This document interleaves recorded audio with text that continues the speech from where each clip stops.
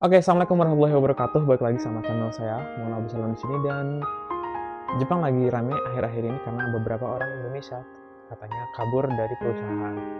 Dan ini adalah tamparan keras buat teman-teman yang bilang Jepang ya cuman lihat di status ini baru kebuka sekarang, mungkin hanya sedikit. Perlu diketahui WNI yang ada di Indonesia itu sekitar 130.000 orang, dan itu mungkin akan terus bertambah. Dan dengan visa yang paling banyak adalah visa untuk pemagangan, dan yang paling bermasalah adalah visa pemagangan.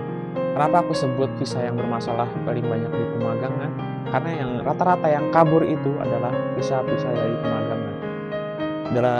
Dalam gambaran gampangnya gini, pemagangan dibuat untuk program kerjasama antara Jepang sama Indonesia untuk mengurangi krisis tenaga kerja yang ada di Jepang. Dan itu udah ada MOU-nya sekitar untuk sekarang saat ini, untuk pemagangan itu sekitar 3 tahun untuk bekerja di perusahaan yang sama.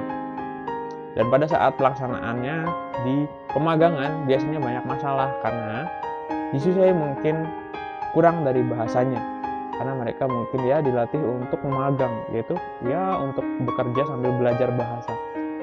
Ketika bahasanya kurang, mereka mungkin sering dibully oleh perusahaan karena misalnya disuruh melakukan sesuatu tidak bisa melakukan apa yang diperintahkan oleh perusahaan. Perusahaan mungkin pihak-pihak ada mungkin oknum yang sengaja mungkin karena mereka udah bayar tapi untuk gajinya tapi mungkin tidak sesuai dengan harapan mereka. Akhirnya terjadilah tindakan bully. Mungkin sama dengan di Indonesia ya. Orang itu pasti ya oknum-oknum ada, tetap ada.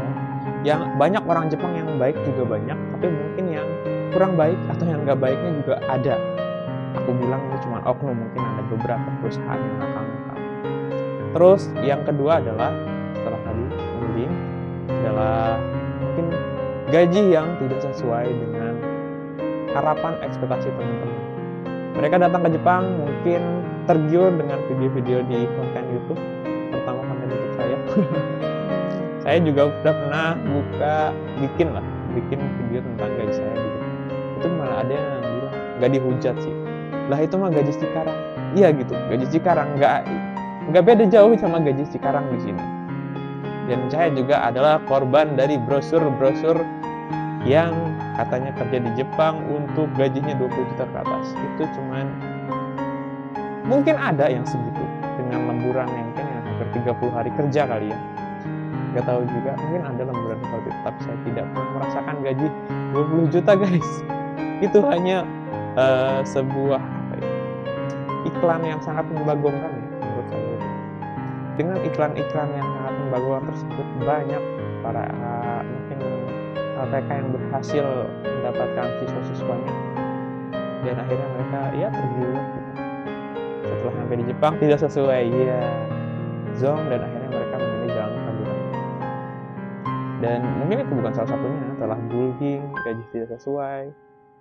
Mungkin tawaran-tawaran lainnya adalah dimana teman-teman yang udah mungkin kabur duluan mengajak teman yang lain karena gajinya lebih oke. Kenapa aku bilang gaji yang mungkin yang teman-teman yang kaburan lebih oke? Karena mereka juga mungkin nggak bayar pajak atau dan lain-lain. Jadi mereka gede gitu gajinya karena nggak ada potongan.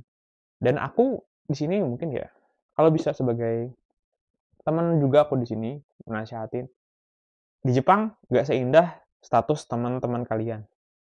Di Jepang nggak seindah makan salju gitu ya, dikasih marjan, nggak itu. Itu hanya sedikit dari 90% kesusahan yang ada di sini. Nggak mungkin ada Yesusnya yang bilang, aduh hari ini kena pukul nih, kayak gitu. Nggak ada. Aduh hari ini dibullying nih, aduh hari ini dimarahin sama bos, nggak ada yang kayak gitu. Mereka hanya menampilkan yang bagus-bagusnya aja. Waktu gajian, waktu jalan-jalan, pakai sepatu brand, waktu makan-makan, mereka hanya menampilkan sedikit. Nggak salah. Mereka juga mungkin untuk menutupi kelemahan dan kekurangan yang ada pada saat itu mereka ya. Dengan cara itu mereka bisa mungkin menunjukkan kebahagiaan. Tapi itu banyak memakan korban dan mungkin akan terus berlanjut karena tingkat masyarakat, tingkat pemuda-pemuda yang akan berangkat ke Jepang sepertinya bertambah. Dan saya yang sudah mengalaminya, wah, selamat datang di Jepang. Mungkin Kalian juga akan merasakan apa yang saya rasakan kayak gitu.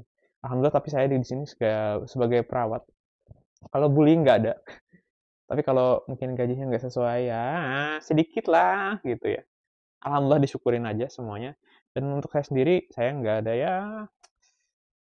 Kalau merantau di negara orang harus menghargai setiap apapun yang ada di situ, di negara itu, di mana langit dijunjung, di situ bumi dipijak.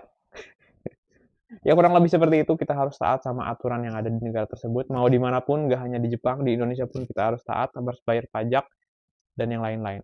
Mungkin ini teman-teman buat aku gambaran aku untuk di sini. Kalau mau teman-teman benar kerja ke Jepang, pakai visa Tokude Gino yang dimana bisa ini bisa pindah kerja. Jadi kalau teman-teman ada masalah perusahaan, perusahaan nggak sewenang-wenang buat ngebullying kita dan lain-lain. Kalau kamu nggak suka sama saya akan pindah gitu. Saya akan mencari tempat di mana saya akan dihargain. Itu. Jadi teman-teman belajar bahasa Jepang, apply Tokute Gino dan SSW-nya. Biar teman-teman bisa pindah-pindah kerja. Semangat buat teman-teman yang mau kerja di sini. Terima kasih udah nonton.